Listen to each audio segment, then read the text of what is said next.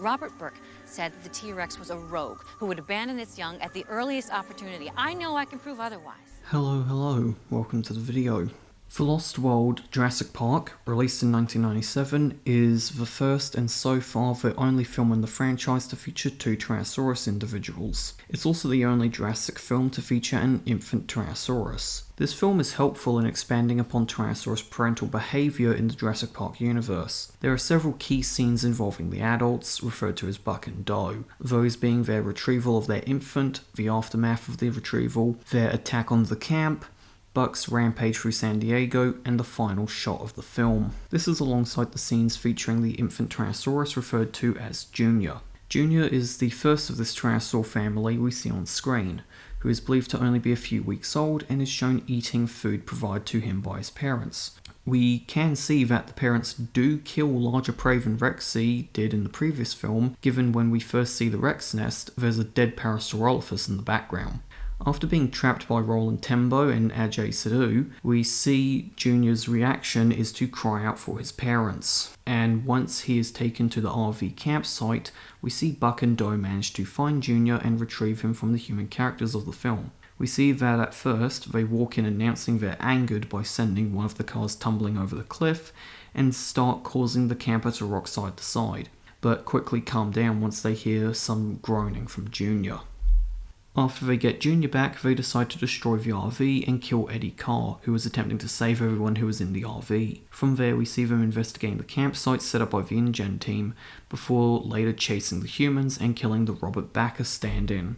In the film, it's said that this is because, due to Roland and Ajay invading the Rex nest and taking Junior, Buck and Doe have expanded their range and from there perceive humans as a threat. Given this film takes place on Isla Sorna, which means that the raptors, pteranodons, other Tyrannosaurus specimens, and the Spinosaurus are all on the same island as Buck and Doe, it's easy to see why they would try to chase humans out of their now expanded territory.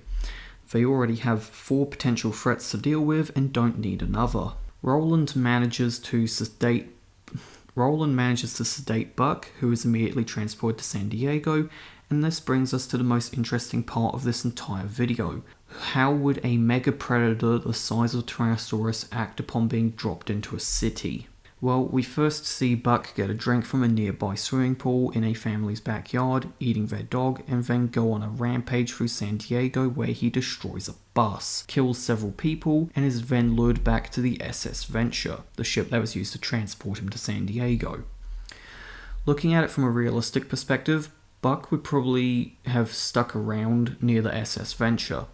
The reason for this is because going from a natural jungle to a concrete one would probably be something too alien for Buck. One possibility I could imagine is Buck perhaps suffering or dying from stress due to now being in San Diego given the context. One minute Buck is minding his business, scaring humans out of his territory, then blacks out from the sedative he gets hit with by Roland, and then he wakes up dehydrated and hungry in a completely alien world. If any of you have ever had a new pet that's grown up in one home before being transported to yours, you'd know what I mean.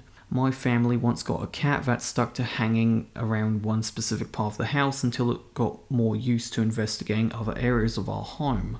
Granted, this was a small mammalian predator and not one of the largest carnivores to ever walk on this planet, but that doesn't mean the same wouldn't ring true for Buck. Buck is shown in the San Diego sequence to still be protective of Junior, given we see him go after Malcolm and Harding upon seeing they have Junior in their possession, which is what leads him back to the SS Venture. This, alongside what we saw on Isla Sorna, shows that Buck and Doe are very protective of Junior to an extreme degree. I don't know if this degree of protectiveness exists in any animals related to dinosaurs, or just straight up dinosaurs in the case of birds, but for me it feels more human-like than anything else. One of the interesting parts about this protective behaviour is the before-mentioned Robert Backer stand-in, Robert Burke.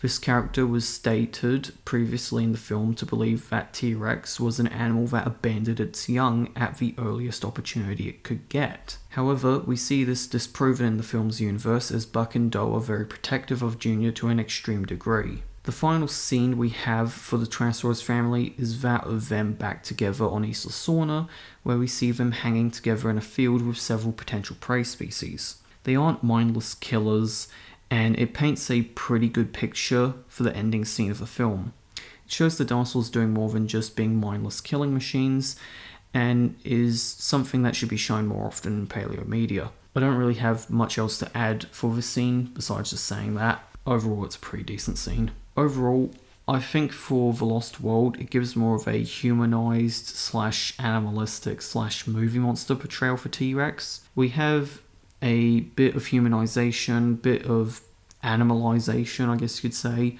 at the parental care aspects, where both parents are very determined to get their child back and then going on a campaign to remove humans from their range. And then we have the movie monster portrayal with Buck's rampage through San Diego.